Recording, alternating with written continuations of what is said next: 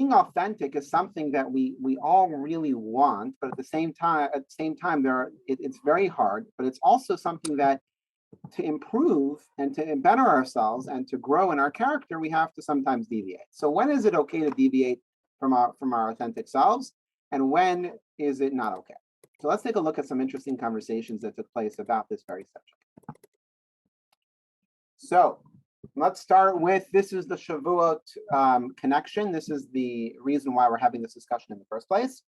An interesting conversation takes place on Mount Sinai when Moshe ascended the mountain, but not just physically, but also spiritually. He ascended to the heavens to receive the Torah. And here's the conversation that took place. It's quoted in the Talmud, and Rabbi Yeshua ben Levi says, when Moshe ascended on high to receive the Torah, add that in, the ministering angels declared before Hashem, Master of the universe, what is a human being doing here? Who are you? What's this guy doing here? You ever in a place you don't belong, and you're like, everyone's looking at you like, hey, who is this guy? So what's this human being doing here? So Hashem answered the angels and said, he came to receive the Torah.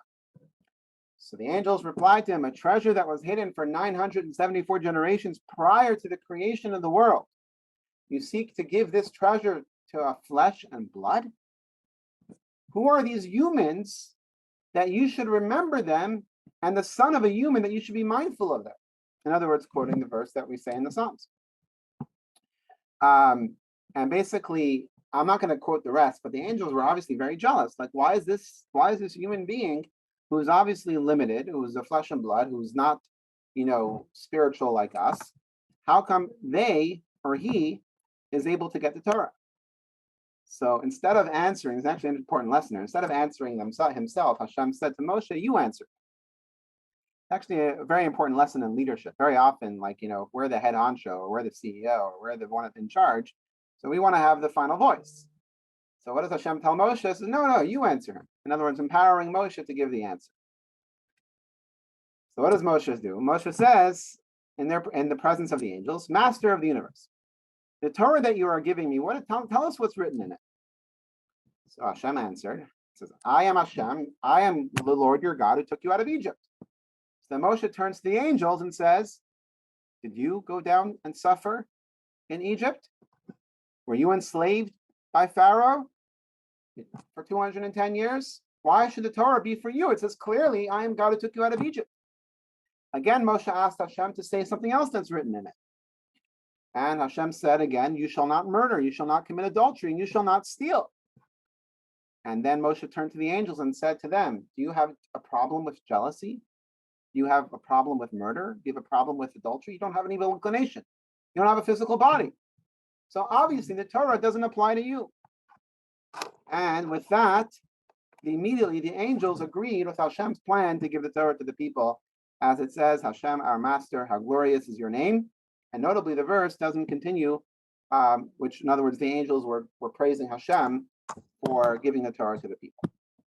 So this is an interesting conversation, a cute conversation. One that reaffirms the fact that the world was created for the physical universe, the physical world, and the physical human being to implement the Torah in the reality of the world as a way to overcome the challenges and the instincts, the inclinations, the things that we face, and as a way to strengthen ourselves. So that's definitely an affirmation. However, there's still a question. There's still something that we need to understand, because in order to create the world, Hashem had to condense his energy on many levels. And in fact, there are many spiritual worlds that were created on the way to the creation of this physical world. There were many things that had to happen before there could be a physical world that appears to be independent, that appears to be a separate world that could feel like they actually have free choice. Because we do have free choice, but it's an illusion, because the illusion is that Hashem is really in control over everything. But in order to get to this point, there had to be many different drawdowns and levels of Hashem's essence in order for there to be a world the way we have it now. So having said that, you're telling me that this entire process of what's known in Kabbalah and Chassidus as tzimtzum, which means the condensing of God's energy, and the Torah which was the blueprint for the world, we're telling me that the whole purpose of that was just to give us some strength to overcome our desire to murder, or desire for adultery, the desire for jealousy, or for anything else? Is that really the whole purpose of the Torah? And the Rebbe actually asked that question. So let's take a look at text number 2. All of the spiritual worlds, I'm just paraphrasing because it's just easier for me to say the words in the way I understand them. So all of the spiritual worlds, even the loftiest ones, are insignificant relative to the Torah. In other words, the Torah is God's wisdom. The Torah is God's essence. So accordingly, it makes little sense that the Torah was just created as an antidote for the human evil inclination. That seems to be very petty. Like, yeah, there needs to be an antidote for the evil inclination. But is that really what the Torah is all about? The Torah, that's the treasure, that's the blueprint of the world, that's Hashem's essence, a reflection of Hashem's essence? I mean, can that really be possible? So what we're going to do now, and I'm going to try to simplify this next section, which is a little bit back and forth and a little bit of a debate. But the focus or the emphasis here is studying the Torah for the wrong reasons, or doing a mitzvah for the wrong reason, a problem? So let us start with the basics. And the reason why we're going to do this, and the reason why the connection of this debate to what we just read, is when we talk about the purpose of the Torah, the essence of the Torah, there's something really powerful happening when we study the Torah. It's not just an antidote for our evil inclination. There's something much more deeper that's taking place when a person studies Torah. And what we're going to do is we're going to use this Talmudic debate as a way to understand and as a way to discover what is the magical formula, the magical ingredient that's taking place when somebody studies Torah. And we're going to get to our eventual answer to the question about how to be non-authentic authentically. That should have been the subject of the email. That would have been great. How to be non-authentically authentic. Anyways, the Talmud tells us like this. Rabbi Yehuda says in the name of Rav, a person should always engage in Torah and mitzvahs, even with ulterior motives. Why? Because doing something with ulterior motives leads to doing it for the intended purpose. Right? So let's just bring it down to earth. Let's say I need to do something for somebody else, a favor for somebody else, but I am doing it with the intention because I want to ask a favor from that person or whatever the reason is. And so basically I have an ulterior motive. However, I should still do the favor because by doing the favor, I'm creating a habit of doing something nice for somebody else, and that could eventually help improve my character. The same goes for Torah study. That if you study Torah, even if it's for the wrong reasons or you don't have the pure intentions in mind, you should still do it according to Rabbi Yehuda in the name of Rav, because by studying the Torah or even fulfilling a mitzvah for the wrong reason will eventually lead you to fulfilling it for the right reasons. And the Rebbe actually quotes from the Talmud as well in the Sikha that if someone does a mitzvah or studies Torah for the wrong reasons, they're also rewarded. In other words, they're also considered to be fulfilling the mitzvah, and their Torah study is considered to be valid and worthy of a reward.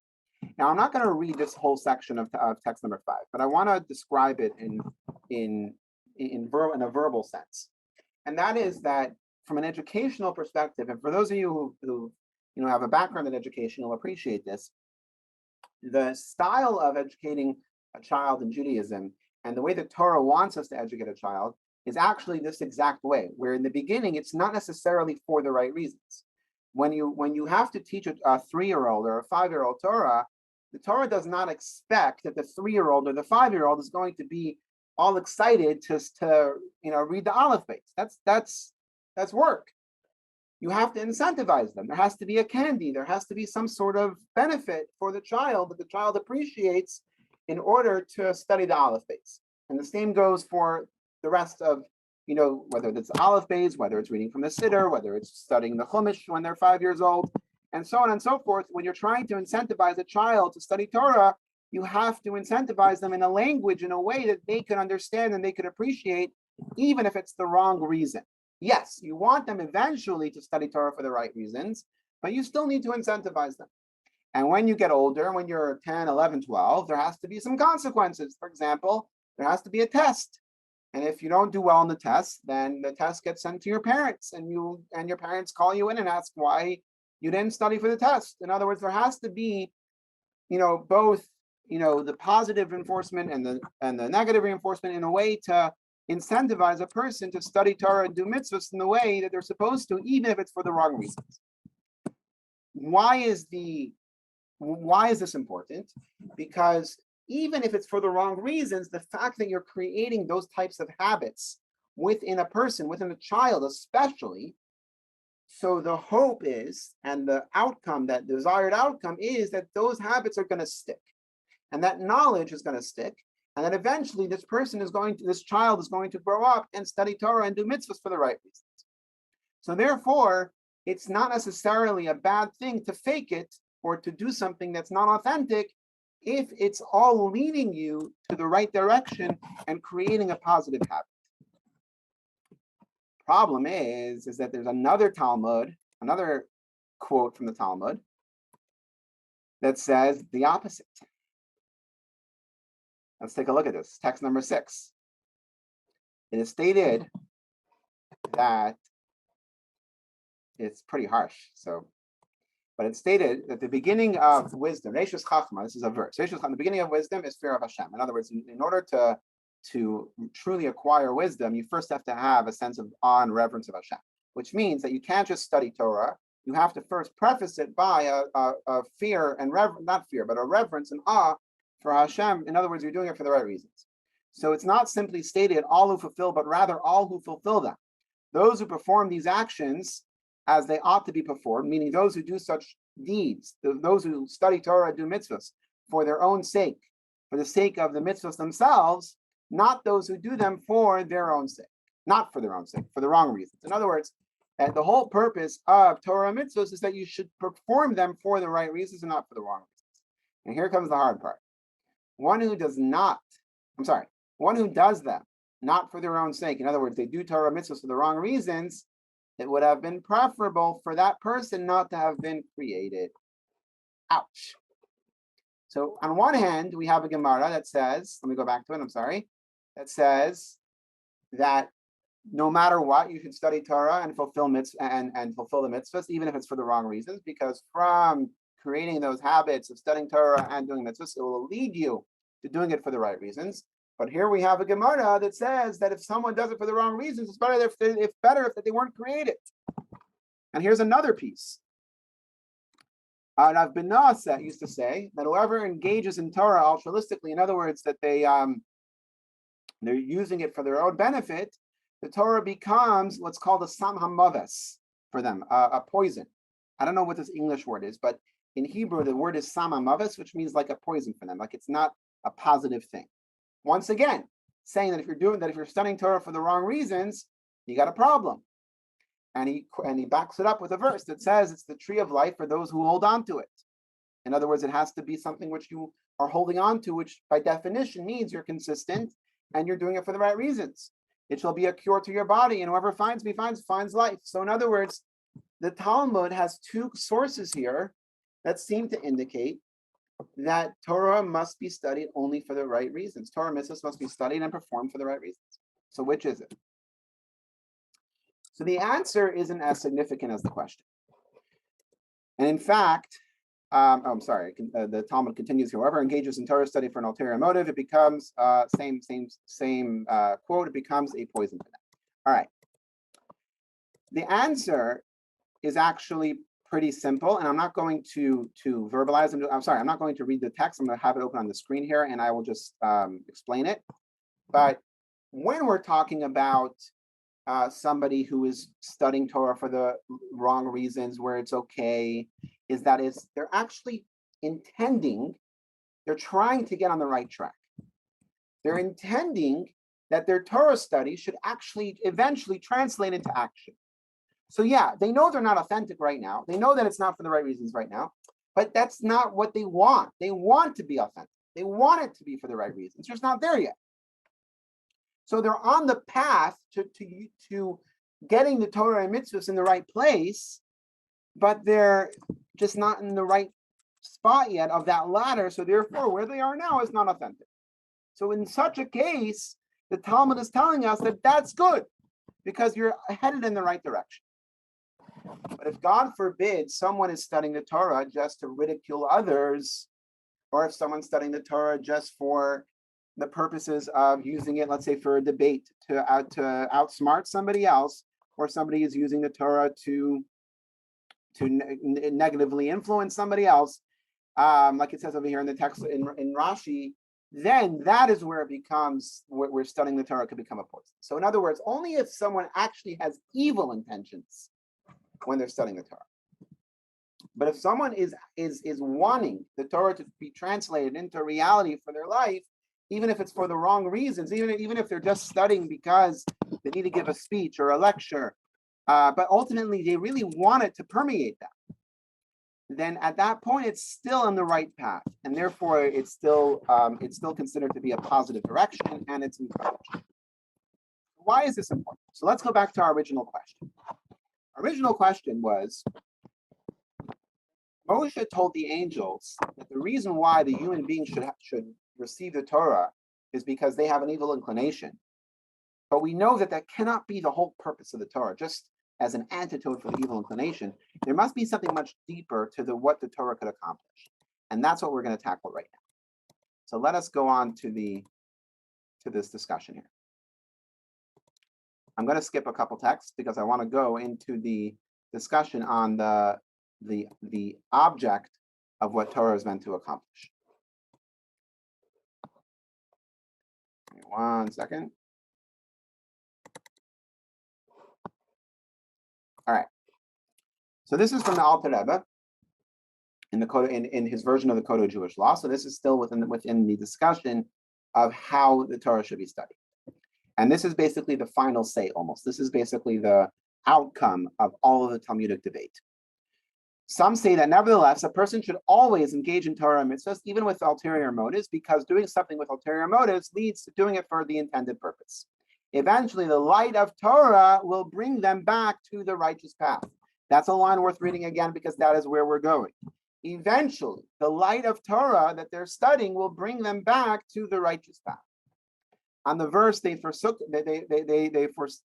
me, and they did not keep my Torah. Our sages say, if only they had forsaken me, but had still kept my Torah. In other words, that they still would have studied, because that would have eventually led them back. Because the light of the Torah would have brought them back to the righteous path. So ultimately, the halacha is, and as we say over here, and the Alter Rebbe continues, and this isn't from his discourses from the Chassidus, but the halacha is that we should still study Torah regardless. Whether we feel like we are authentic or not, we should still always study Torah and do mitzvahs and worry about the reasoning later. Because ultimately, by studying Torah and by doing mitzvahs, it's going to eventually transform us. And the Alter Rebbe writes in his discourses that the truth is the Talmud is unanimous that all non-altruistic study is a poison, and it is preferable for him to not have been created than to do so. Regardless, the Talmud still declares that one should always engage in Torah study, because habitual study will eventually lead to altruistic study, since the Torah's light will bring them back to the righteous path. Okay, so I actually want to share a story that will help get us to the point of the habits that need to be created here, and the impact that needs to be created. So there was, I think I shared the story several times, and I apologize, but it still rings true on this subject. The story is of a girl who wrote to the Rebbe once, or I think it was in a private audience, where she told the Rebbe that she doesn't feel like she's a nice person. She doesn't feel like she's a good person. And the Rebbe asked her if she, if in her school they have a cafeteria, and she said yes. So the Rebbe said, well, and in this cafeteria, does everyone sit down and get served, or do they have to wait in the buffet? She says, no, we all wait in line by buffet. So the Rebbe says, why don't you just tell all your friends to sit down, and you wait in the buffet, and you go bring them food. That's it. And she writes how it changed her life, because what the Rebbe was basically telling her, you want to change your character, stop trying to think about it, just do it. So halachically, And in Judaism in general, the approach is always action. Let's stop worrying about the intentions. Let's stop worrying about deep down what are we really trying to say, or what do we really mean by this. I can't even tell you how many conversations I have with people where they try to interpret, what does something mean? This happened to me. Or, this is, my surgery's on this date. What does that mean? Or I saw this. What does that mean? Or I had this dream. What does that mean? There's so much emphasis in trying to decipher what is going on behind the scenes. And in Judaism, we're really not meant to try to focus on that, because it's not important. What is important is the action that we can actually do right now, right here. And that's why the Talmud is saying that even though there is a threat, there is a danger to studying Torah for the wrong reasons, you should still do it. Because what it could do is it could change your life. How could it change your life? Because within the Torah, there is a magic. And that magic is Hashem's essence. Not Hashem's revelation. Not some miracle.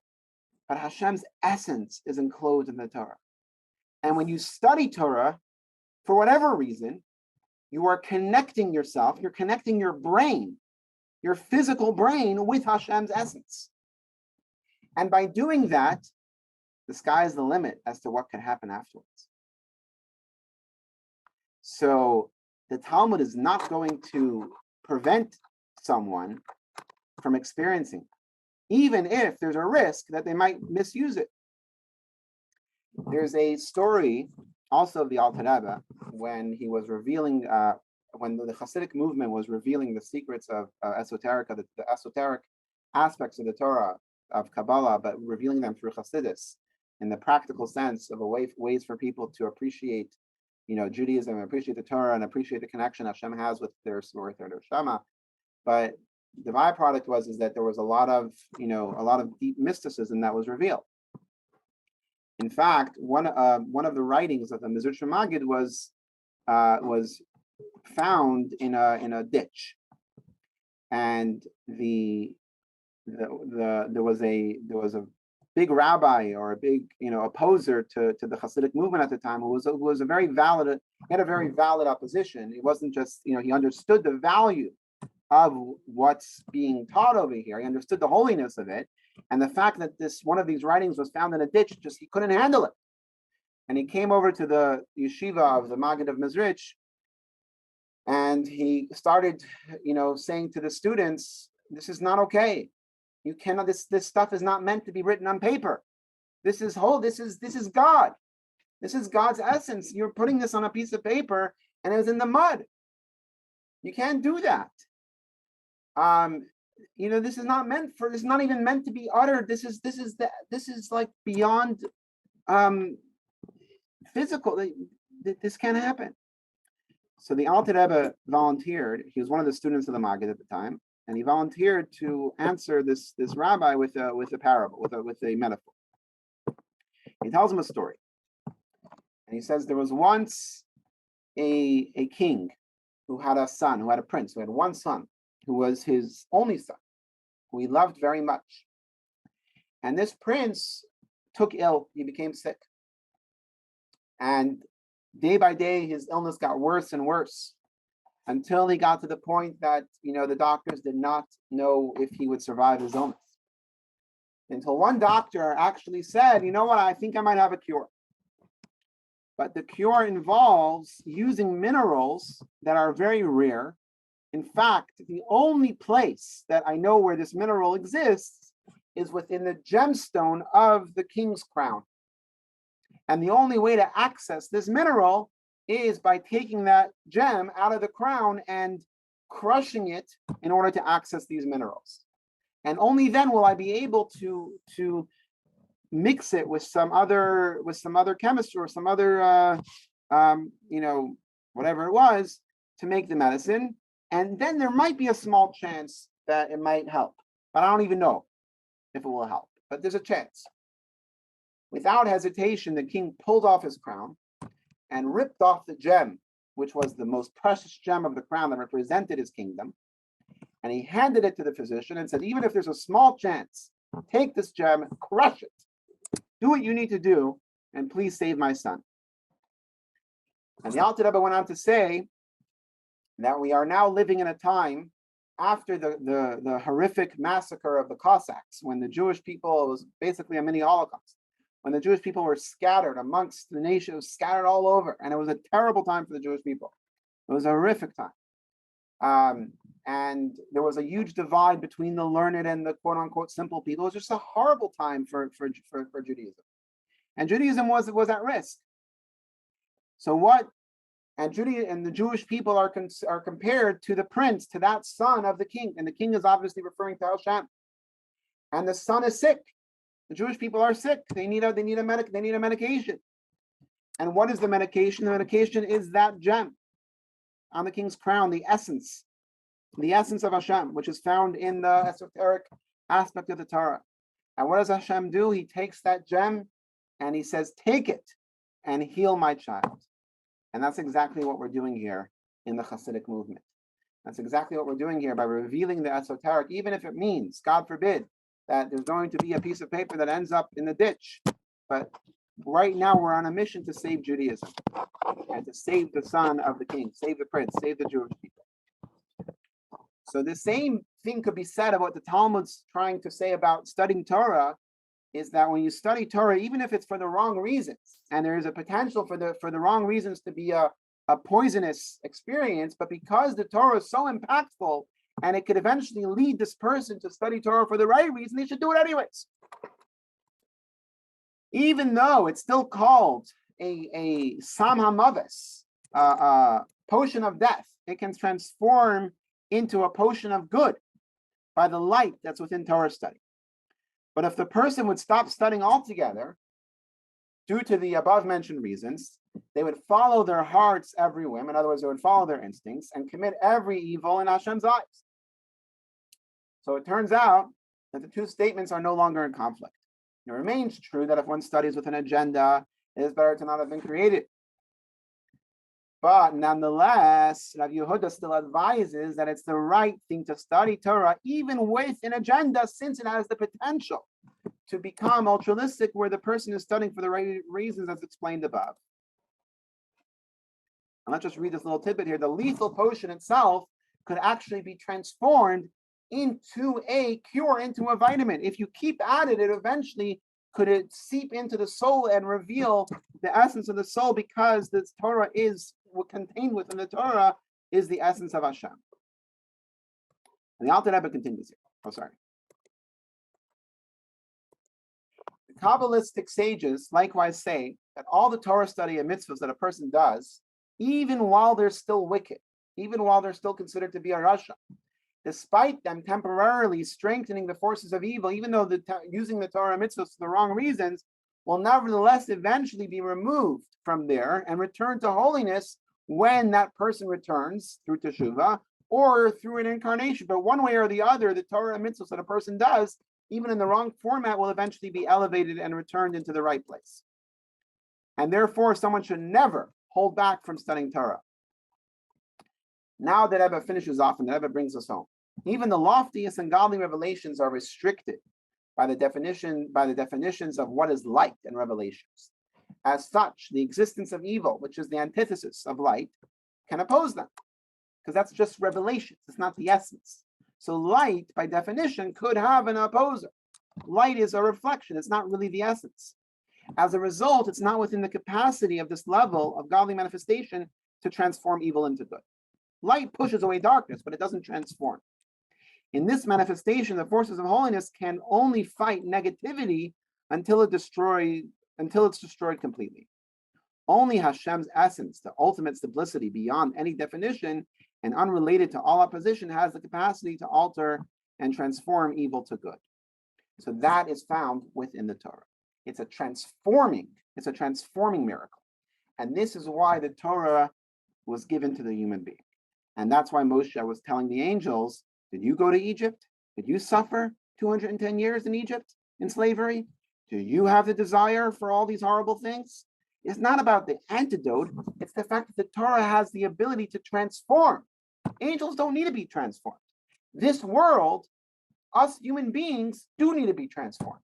And the Torah is our toolbox. The Torah is our ability because it contains within it the essence of Hashem. And within it, we have the ability to transform ourselves and transform the world. And even if we're doing it for the wrong reasons, if we keep at it, it actually could impact us one way or the other. So Hashem put his essence within the godly transformative power into the Torah. And this is the gift that we have. And now it's not just light. It's not just light that's going to light up darkness, but it actually could transform the darkness into light. And that's the ultimate, because it's one thing just to push away darkness, one thing to destroy evil, it's one thing to kill the bad guy, it's one thing to win over the enemy, but it's another thing to transform the negativity, to beat that, to make the enemy into a friend, to make the bad guy into a good guy. That's what the Torah could do. And that's why the Torah belongs here in this world. And that's why Moshe was adamant to the angels that this belongs to the human beings. So does it really make sense to say that the Torah's purpose boils down to being the antidote of a sin? It's only in a human, in this material world, and then with negative forces, that the true power of the Torah could actually be fulfilled by the ability to transform what we have in this world into positivity and into light, turning darkness into light. And then, Rebbe, 1 second, just one last text here. The essence of the Torah, which is one of the essence, which is the one with the essence of Hashem, is expressed specifically in the fact that it serves as an antidote to the evil inclination. This is because the ability to counter the evil inclination and transform it into something good flows exclusively from Hashem's essence. And the power of Hashem's essence, which is vested in the Torah, is manifest and actualized when a soul serves Hashem within the limitations and boundaries of this world. And that is basically following the Torah. And therefore, we can actually reveal the neshama through studying the Torah and fulfilling the mitzvahs. So the soul could descend into a world of negativity and evil entities that are literally against Hashem.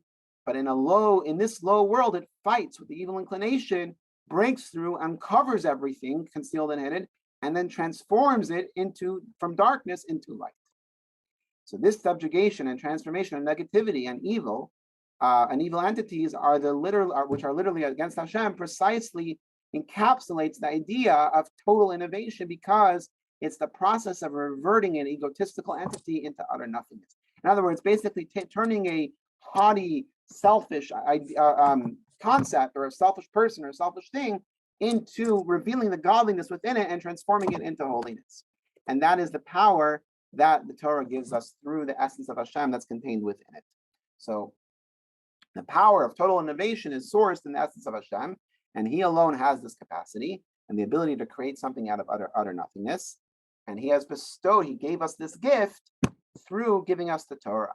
And that way we could actually take the existing entity which He created, in other words, the physical item, the physical world, and reveal the godliness within it by bringing it back to its source and showing how it's all God. So while the world may appear to be one way or the other, our job is to reveal how the whole world is actually all part and all connected in one with Hashem. And that's the purpose of the Torah and mitzvahs. And that's why one way or the other, we should always study and always connect and always utilize every opportunity to fulfill a mitzvah, regardless of the status that we're in. So yes, even if we have to fake it, even if it's not truly us, even if we don't feel authentic, or even if we don't feel that we're there yet, let's do what we can. If the mitzvah presents itself, we have to just give it our all, because eventually it's going to have that impact on us, because we have that neshama, that soul, that essence of Hashem within us, and the Torah will be able to connect with it and reveal it within each and every one of us. Shabbat Shalom, everyone, and have a happy and healthy Shavuot. And like they say, Kabbalah Torah, receiving the Torah in joy as well as eternally. Thank you, Rabbi. You as well. Yeah, thank you, everyone as Amen. well. Thank you, everyone. Thank you.